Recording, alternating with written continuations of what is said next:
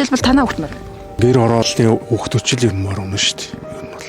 Тэгээ айл болох жоохон би жижигтэй тийм хүүхдүүдээр л оноолж байгаа юм. Өөрөөр нэг 8-9 жил болж байна. Анх 3 дахь класс гэж мөрөнс. Хавар өвөл морь унахад даардгүй. Гайгүй. Дулаан авцаас моржуулах гайгүй даахгүй. За хаврын морь уралдаан хүүхдийн эрхийг зөрчиж байна гэсэн шүүхэн шийдвэр гарч 2019 онд засгийн газрын тогтоолоор хаврын морь уралдаан зохион байгуулахыг хориглосон байдаг. За гэтэл энэ 7 хоногийн засгийн газрын уралдаанаар хаврын морь уралдаан зохион байгуулах эрхийг орон нутгийн удирдлагууд шилжүүлж байна гэсэн шийдвэрийг гаргалаа.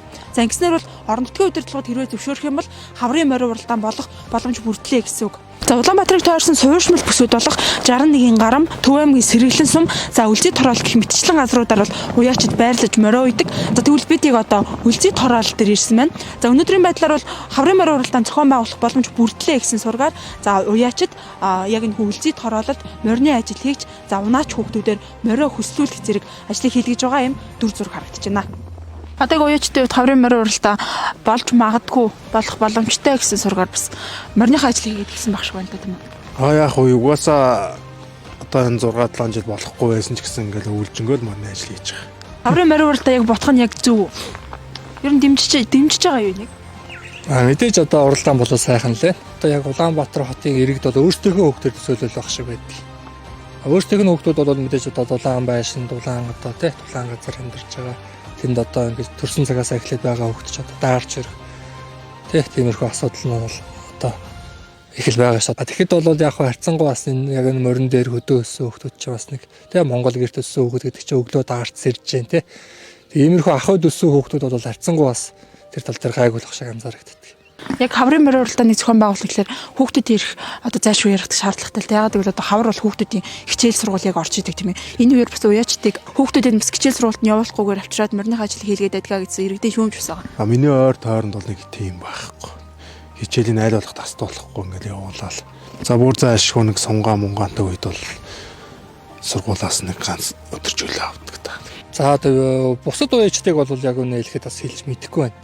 Тиймэрхүү зүйл өмнө нь бол байдаг байсан гэж магадгүй тийм болол бас одоо иймэрхүү бөөндөл одоо дайраад байгаа л үү тий. Миний хувьд бол одоо манай хүүхд сургуульд явж лээ. Яг ойрын одоо Үлзий тороолд энэ сургуульд байдаг тий. Тэгэл өглөө ороо би хөрөж өгч जैन өөрөө авч जैन. Одоо өнөөдөр ихэд хичээлдээ явчихсан 1 сая тарж ирээд дөнгөж сая мордлоо тий. Одоо ойрдоо хүүтэн байгаад байгаа учраас мордооны зогсоох маягтай л хийж. Манайх ч одоо алаахаас нэг 2 хүүхэд байгаад байгаа. Морины хүүхдүүдийг яаж олд? Тэгээд нэг танил манил хүнээрээ дамжуулж л болж байгаа шүү дээ. Тэгвэл одоо нэг гэр орооллын хүүхдүүчл юм мөр унаа шүү дээ. Ер нь бол. Тэгээ хотын хүүхдүүд бол мөр унаад гоё юм. Арай нэг хатуужилтай тийм хүүхдүүчл мөр унаа. Манайх бол яг яасан баг. Нэг сарын сая 4 цалинтай. 2 жилийн гэрээ хийгээд. Ер нь гэрээ маш өндөр хариуцлагатай гэрээ шүү дээ. Сая бас тайлбарс хотын төв хүүхдүүд морь унахгүй, хотын цагаан хүүхдүүд морь унж байна. Гэр ороолын хүүхдүүд морь унж байна гэхэд. Яг энэ дээр нэг цалин цагаан хүүхдүүд болохоор нь аав ээж нь хүчлээд ч юм уу ингээд хүүхдүүдээр морь унаалаад мөнгөний хараад морь унаалаад байдаг гэсэн шүүмж байгаа. Хар гертэн чирэхтэй, өөрсдөнд нь чирэхтэй, өөрсдийнх нь данс, хувийн дансыг нээгээд ингээд бас жоохон том болоод ирэхтэн хэрэгтэй шүү дээ ч бас. Жишээлбэл танаа хүүхд морь.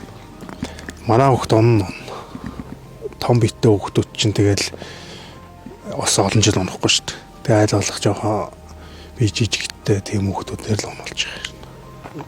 За тэгээ өвөл бол яг нэг 10-аас дээш настай хүүхдүүд дээр оноолж бас олон л тоо. Айл болох нэг морин дээр хөнхөн хүүхд тавьж хаад бага насны хүүхдүүдийг сонгож уралдуулад байдаг нь бас асуудал болоод байгаа юм даа гэж харж байгаа юм.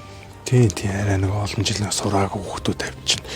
Зүгээр ингээд тавьж өгөөд уралдаан дээр гайгүй шүү дээ. Замын л засчихад энэ асуудал болчихж байгаа юм. Хүн байна энэ чинь цаг агаарта тохируулна шүү дээ. Өнөөдөр тэнгэр хангаа муухай хүйтэн байна гэвэл тэгээд хин л өөрийн хүүхдүүдэд харуулаад моринлол явуулаад байгаад. Тэгээд чи тэс чи хатууж чи монгол хүн бол гэдэг ингэ хүн байхгүй шүү дээ ер нь бол. Яг танаа хувьд хэдээс хэдэн насны хүүхдүүд морь унж байна? За манайх одоо за гана насаа хэдэлтэй чи? 12 та. Тий. Морь унаад хэдэн жил болж байна? Өөрөөр нэг 8-9 жил болж байна. Анх 3 дахь класс гэж мөрөнс. Хавар өвөл морь унахад даардгүй. Гайгүй. Дулаан авцаас моржуулах гайгүй даахгүй.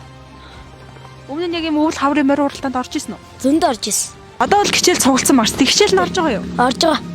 Хичээлээ яаж зохицуулж байна? Яаж сурч байна? Өглөө тэгэл хичээлд явал өдөр нь морин унаал тэгэл морины гачлыг илтрийгээл тэгэл ханжуулаад явж байна. Ирээдүйд уяач болохыг мөрөөдөө тэгээ морин унаал багаас эхэлж морин унаал тэгэл том болоод уяач болно гэж мөрөөдөө тэгэл морин тэгэр. За хэдгээр ангид сурдаг хэдэн настай вэ? Бид нарт өөрийгөө 8 танилцуулах. дугаар ангид сурдаг. 13 настай. Морь уяад хэдэн жил? Морь унаад хэдэн жил болж байна? Морин унаад 5-6 жил болж байгаа. Уул хавар ингээд морь унаад уралтахаар ер нь хүүхдүүд ингээд даарч хөрөх асуудал байдаг болов уу?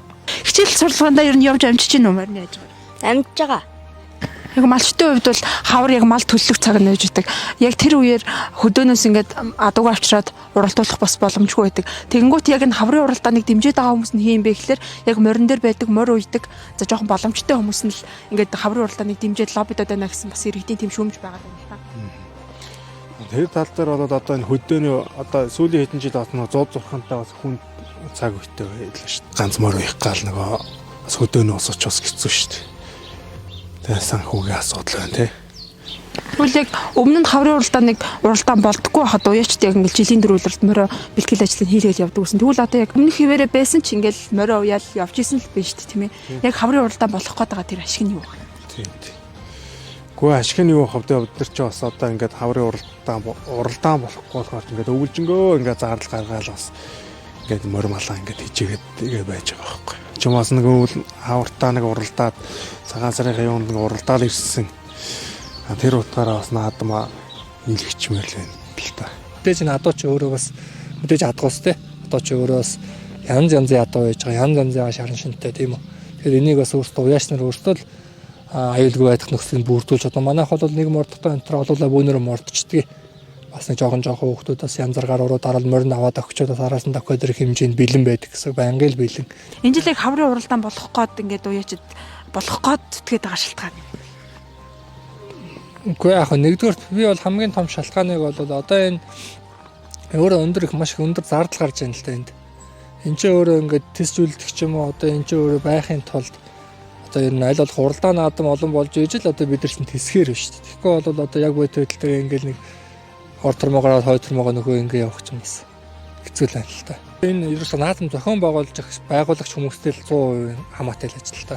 Чинь уяачд наадам зохион байгуулахгүй шүү дээ. Наадам зохион байгуулагч улсын наадмыг бол төр зохион байгуулж байна те.